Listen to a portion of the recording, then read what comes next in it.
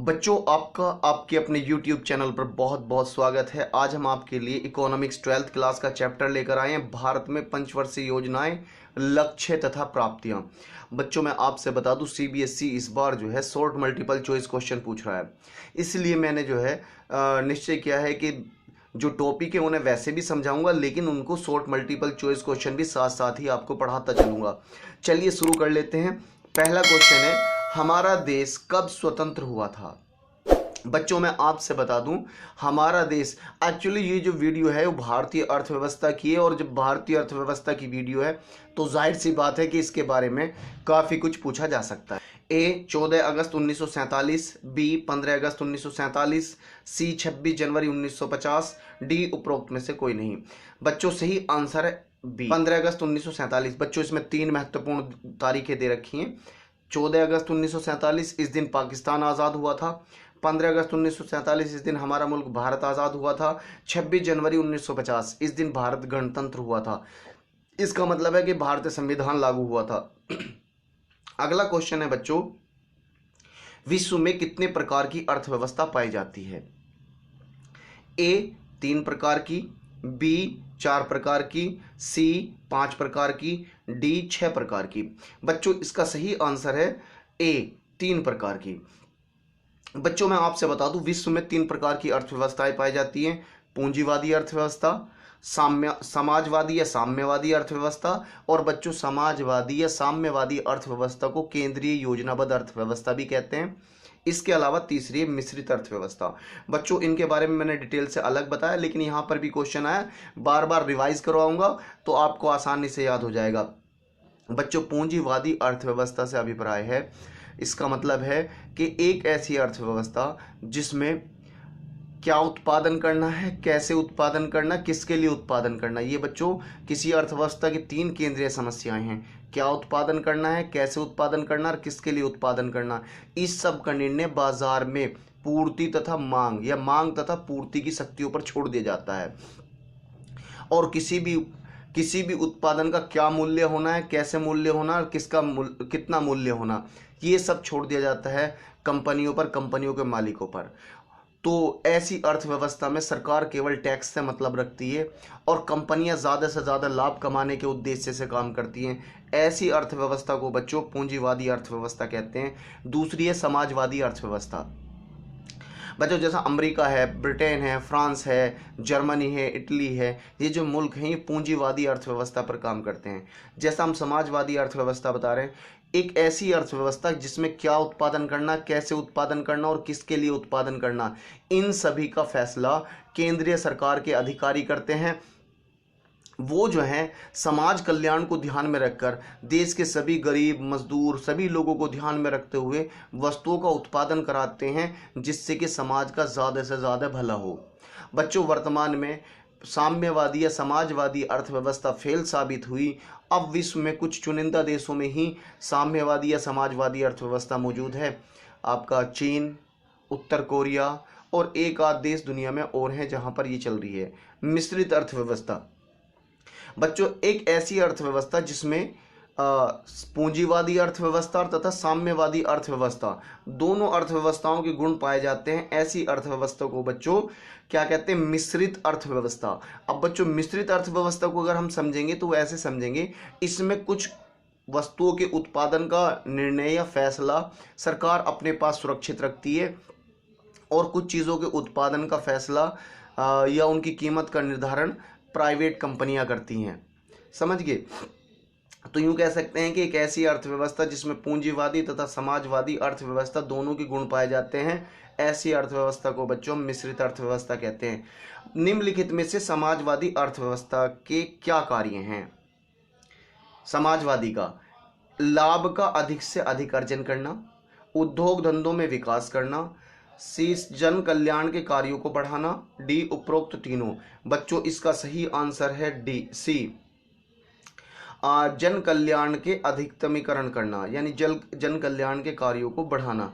बच्चों, यहाँ आप एक बात समझिएगा, ज़्यादा से ज़्यादा लाभ कमाना, ज़्यादा से ज़्यादा लाभ कमाना जो उद्देश्य है वो पूंजीवादी अर्थव्यवस्था का है। उद्योग धंधों का। बच्चों उद्योग धंधे तो समाजवादी अर्थव्यवस्था भी चाहती है, लेकिन समाजवादी अर्थव्यवस्था उद्योग धंधों का विकास सिर्फ और सिर्फ समाज कल्याण के लिए चाहती है, और उसमें जो है वो श्रम प्रधान तकनीकी इस्तेमाल करना चाहती है, जिससे कि ज़्यादा से ज़्यादा लोगों को लगाकर काम किया जाए। लेकिन उद्योग धंधों का विकास विकास यानी कि डेवलपमेंट, जिनमें मशीनीकरण है, औद्योगिकरण है, ये पूंजीवादी अर्थव्यवस्था का गुण है। अगला क्वेश्चन है बच्चों, निम्न में से पूंजीवादी अर्थव्यवस्था का क्या गुण है? वस्तु का मूल्य बाजार तय करता है, बी वस्तु का मूल्य सरकार तय करती है, सी उपरोक्त दोनों, डी दोनों में से कोई नहीं। बच्चों इसका सही आंसर है ए, वस्तु का मूल्य बाजार तय करता है। पूंजीवादी अर्थव्यवस्था की ये खूबी है कि यहाँ पर जो भी वस्तुओं की कीमतें हैं वो बाजार तय करता है, कोई व्यक्ति विशेष इस कार्य को नहीं करता। भारत में पंचवर्षीय योजना, भारतवर्ष में प्रथम पंचवर्षीय योजना कब शुरू की गई थी? बच्चों ये चैप्टर पंचवर्षीय योजनाओं से संबंधित है, तो इसके लिए मैं आपसे बता दूंगा कि पंचवर्षीय योजना है क्या। ए 26 जनवरी 1950, ए 1 अप्रैल 1951, सी 1 अगस्त 1950 और डी उपरोक्त में से कोई नहीं। बच्चों इसका सही आंसर है ए 1 अप्रैल 1951। बच्चों जब हम 1947 में आज़ाद हुए, आज़ाद होने के बाद में हमारे देश की अर्थव्यवस्था बेइंतहा ख़राब थी, बहुत बुरे हालात थे। आज़ादी से पहले भी हमारे जो फ्रीडम फाइटर थे और विशेषज्ञ थे, उन्होंने अंग्रेजी सरकार के सामने कई बार ये लक्ष्य रखा कि जी पंचवर्षीय योजनाएं रखो, योजनाएं बनाओ, प्लानिंग कमीशन बनाओ और उससे विकास कराओ देश का, लेकिन अंग्रेजी दौर था, उन्होंने नहीं मानी।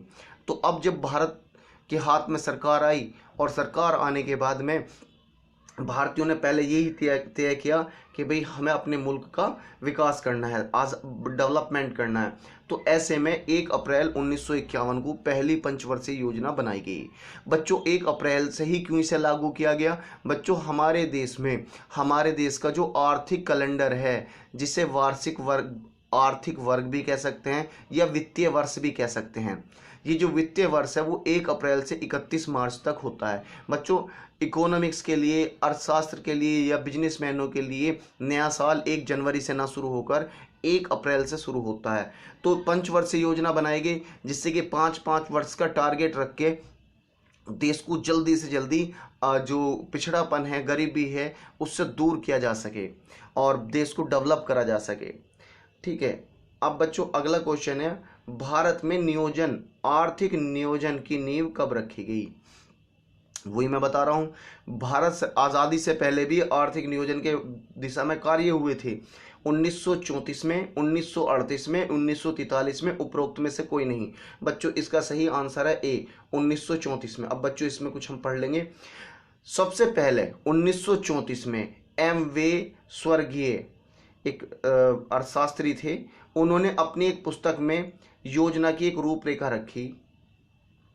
1938 में श्री जवाहरलाल नेहरू की अध्यक्षता में गठित एक कमेटी ने देश के आर्थिक विकास के लिए एक योजना की रूपरेखा तैयार की।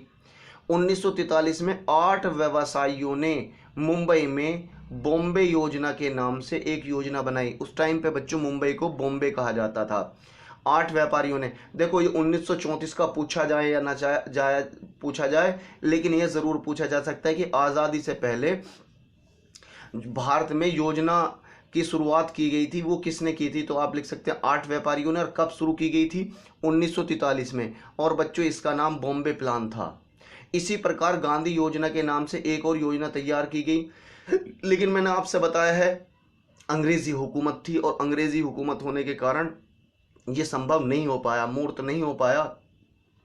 अंत में पंडित जवाहरलाल नेहरू की अध्यक्षता में योजना आयोग की स्थापना की गई। और बच्चों योजना आयोग हमने बताया कि योजना आयोग ने 1 अप्रैल 1951 से कार्य करना शुरू कर दिया था।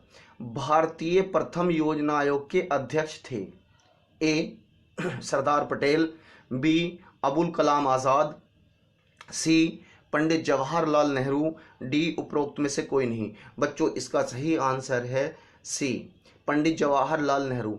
और बच्चों मैं यहाँ ये भी आपको बता दूं, किसी भी हमारे देश में योजना आयोग के स्थान पर अब नीति आयोग लागू हो गया है, लेकिन योजना आयोग के जो अध्यक्ष होते थे वो प्रधानमंत्री होते थे। इसी तरीके से नीति आयोग के अध्यक्ष भी प्रधानमंत्री होते हैं। बच्चों, योजना आयोग की स्थापना कब की गई थी? ए 1947, बी 1948, सी 1950, डी 1951। सही आंसर है बच्चों सी 1950। बच्चों, योजना आयोग की स्थापना 1950 में की गई थी और हमारी प्रथम पंचवर्षीय योजना 1 अप्रैल 1951 से शुरू हुई थी। अगला क्वेश्चन है बच्चों, पर्सपेक्टिव योजना किसे कहते हैं? एक वर्षीय योजना को, द्विवर्षीय योजना को, सी दीर्घकालीन योजनाओं को, डी उपरोक्त में से कोई नहीं। बच्चों, सही आंसर है दीर्घकालीन योजनाओं को। बच्चों, ये जो पर्सपेक्टिव योजना है ये दीर्घकालीन योजनाएं हैं। ऐसी देखो, जब पंचवर्षीय योजना बनाई जाती है तो बहुत सारे लक्ष्य ऐसे होते हैं कि वो 5 साल में पूरे नहीं किए जा सकते, उनके लिए बहुत लंबा समय चाहिए, और ऐसी योजनाओं को बच्चों हम प्रोस्पेक्टिव योजना के नाम से जानते हैं। पंचवर्षीय योजनाओं का मुख्य उद्देश्य क्या थे? जो पंचवर्षीय योजनाएं थी इनके मुख्य उद्देश्य क्या थे? आर्थिक समृद्धि करना, बी आधुनिकरण करना, सी आत्मनिर्भरता तथा न्याय, डी उपरोक्त तीनों। बच्चों, सही आंसर है डी उपरोक्त तीनों। बच्चों, पंचवर्षीय योजनाओं का जो मुख्य लक्ष्य थे वो यही थे, आर्थिक समृद्धि करना। आर्थिक समृद्धि का मतलब है देश में बड़े बड़े बिजनेस चलाने, कंपनियां लगानी, लोगों को बिजनेस से अवगत कराना। दूसरी चीज़ थी देश का आधुनिकरण करना, मशीनीकरण करना, नई नई टेक्नोलॉजियों को लाना, फिर लोगों को आत्मनिर्भर करना और न्याय दिलाना। बच्चों, जब एजुकेटेड होंगे, लोगों के पास पैसा होगा और तो सही तरीके से समझ होगी तो उन्हें न्याय भी मिलेगा। भारत सरकार ने योजना आयोग का नाम बदलकर नीति आयोग कब किया? भारत सरकार ने योजना आयोग का नाम बदलकर नीति आयोग कब किया? फरवरी 2015 को, फरवरी 2014 को, जनवरी 1990 को, डी उपरोक्त में से कोई नहीं। बच्चों, इसका सही आंसर है ए, फरवरी 2015 को। भारत सरकार ने कौन सी अर्थव्यवस्था को अपनाया है? पूंजीवादी अर्थव्यवस्था, साम्यवादी अर्थव्यवस्था, मिश्रित अर्थव्यवस्था, उपरोक्त में से कोई नहीं। बच्चों, इसका सही आंसर है भारत सरकार ने मिश्रित अर्थव्यवस्था को अपनाया था, क्योंकि भारत में बहुत लोग पिछड़े हुए हैं और सभी को न्याय दिलाना भारत सरकार का लक्ष्य था। इसी वजह से हमारे यहाँ पर मिश्रित अर्थव्यवस्था को अपनाया गया।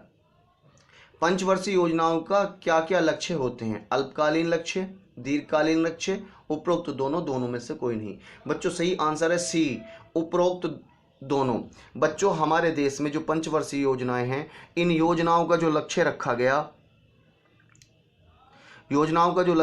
गया वो अल्पकालीन लक्ष्य और दीर्घकालीन लक्ष्य रखे गए। बच्चों, मैंने दीर्घकालीन लक्ष्यों के बारे में आपको बता दिया कि ऐसे लक्ष्य जो लक्ष्य सामान्य है और इनका अध्ययन पंचवर्षीय योजनाओं के सामान्य लक्षण या नियोजन के उद्देश्य के रूप में किया जाता है। और जो बच्चों अल्पकालीन योजनाएं हैं या लक्ष्य हैं, इन्हें ये योजना विशिष्ट होते हैं और सामान्यतः इनका अध्ययन योजनाओं के उद्देश्य के रूप में लिया जाता है। यानी कि इस योजना में कुछ विशेष लक्ष्य रख लिया जाता है कि इन 2 साल के अंदर या 3 साल के अंदर देश में खाद्यान्न का उत्पादन बढ़ाना है या दाल का उत्पादन बढ़ाना है, इस तरीके से, या कोई इमरजेंसी जो लक्ष्य होता है उसे हासिल करना। निम्न में से कौन कौन से दीर्घकालीन लक्ष्य हैं? सकल घरेलू उत्पाद में समृद्धि, पूर्ण रोजगार, सी नियोजित वितरण एवं साम्य, डी उपरोक्त तीनों।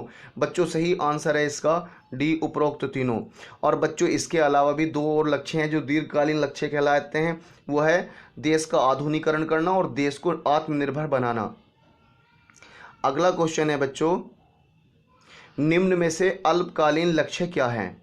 वे लक्ष्य जो समय के साथ साथ बदलते रहते हैं, वह लक्ष्य जो दीर्घकालीन होते हैं, सी उपरोक्त दोनों, डी दोनों में से कोई नहीं। बच्चों, इसका सही आंसर है ए, ऐसे लक्ष्य जो हर योजनाओं के साथ बदलते रहते हैं। अगला क्वेश्चन है, प्रथम पंचवर्षीय योजना का कार्यकाल क्या था? 1 अप्रैल 1950 से 31 मार्च 1956, 1 अप्रैल 1951 से 31 मार्च 1956, 26 जनवरी 1950 से लेकर 31 मार्च 1956। बच्चों, इसका सही आंसर है 1 अप्रैल 1951 से लेकर 31 मार्च 1956। और बच्चों प्रथम पंचवर्षीय योजना का क्या लक्ष्य था? बच्चों ए कृषि उत्पादन में वृद्धि, बी उत्पादन तथा आय में वृद्धि, सी धन का समान वितरण, डी उपरोक्त तीनों। बच्चों इसका सही आंसर है डी उपरोक्त तीनों। द्वितीय अब बच्चों प्रथम पंचवर्षीय योजना के लक्ष्य क्यों रखे गए थे? सबसे पहली बात, ये देश आज़ाद हुआ था, आर्थिक स्थिति बहुत खराब थी और कृषि में जो हमारे खाद्यान्न से संबंधित चीज़ें थी उनका ज़्यादातर जो हिस्सा था वो पाकिस्तान की तरफ ट्रांसफ़र कर गया था। यानी कि जिन इलाकों में गेहूँ और जी आपका धान या फिर आपके यहाँ सरसों हमारे यहाँ पर होता था, वो ज़्यादातर हिस्सा पाकिस्तान के अंदर ट्रांसफ़र कर गया था। ऐसी स्थिति में कृषि उत्पादनों में वृद्धि करना। अब जब कृषि उत्पादनों में वृद्धि हो तो उत्पादन दर में वृद्धि करना, जब उत्पादन दर में वृद्धि करो तो देश की आय में भी वृद्धि करना है। और बच्चों धन का समान वितरण करना इसका मुख्य लक्ष्य था, क्योंकि हमें पता था कि हमारे देश में बहुत मालदार लोग थे और बहुत गरीब लोग थे, जो मिडिल क्लास था वो बिल्कुल ही ख़त्म था। अगला क्वेश्चन है, द्वितीय पंचवर्षीय योजना का लक्ष्य निम्न में से क्या था? ए औद्योगिक उत्पादन में वृद्धि, बी भारी उद्योगों का विकास, सी उपरोक्त दोनों, डी दोनों में से कोई नहीं। बच्चों सही आंसर है इसका सी उपरोक्त दोनों। अगला क्वेश्चन है बच्चों, द्वितीय पंचवर्षीय योजना का कार्यकाल क्या था? कार्यकाल मैंने बताया आपको 1 अप्रैल 1956 से लेकर 31 मार्च 1961। अगला क्वेश्चन है, 3 एक वर्षीय योजना कब से कब तक रही? 1 अप्रैल 1966 से 31 मार्च 1969, 1 अप्रैल 1951 से 31 मार्च 1954, 1 अप्रैल 1956 से 31 मार्च 1959। सही आंसर है बच्चों 1 अप्रैल 1966 से 31 मार्च 1969। ये आंसर इसका ठीक है। अब बच्चों अगला क्वेश्चन है, योजना आयोग के अध्यक्ष कौन होते थे? ए प्रधानमंत्री, बी वित्त मंत्री, सी गृह मंत्री, डी शिक्षा मंत्री। बच्चों सही आंसर है ए प्रधानमंत्री। भारत में योजना आयोग के अध्यक्ष प्रधानमंत्री होते थे। और बच्चों मैंने आपको बताया कि फरवरी 2015 में योजना आयोग का नाम बदलकर नीति आयोग कर दिया गया। और आपको मैंने बता दिया था कि नीति आयोग के अध्यक्ष भी प्रधानमंत्री होते हैं, योजना आयोग के अध्यक्ष भी प्रधानमंत्री होते हैं। बच्चों इस चैप्टर से बचे हुए जो शॉर्ट मल्टीपल